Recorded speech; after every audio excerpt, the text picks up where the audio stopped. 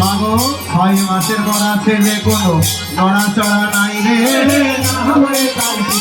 এবার শ্রবণে বদল দিয়া দেবী কৃষ্ণ নাম গাই রে। যখন কৃষ্ণ নাম শিব নাম কর্ণেতে শোনালো রে। এবার হরি নাম শুনিয়া মাথায় উঠিয়া বসিল রে।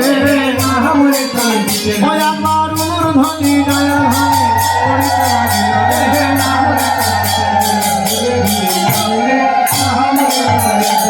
রে। তাই দেখুন আজ 6 মাস পরে লক্ষ্মীদার প্রাণ ফিরে পেল, কিন্তু লক্ষ্মীদার যখন জীবিত হলো সে তখন বেহুলাকে অস্বীকার করলো। তার ভুল হয়ে গিয়েছিল যে আসলে সে মরে গিয়েছিল, 6 মাস পর আবার জীবিত হলো। তাই বেহুলা যখন তাকে বললো যে আমি তোমার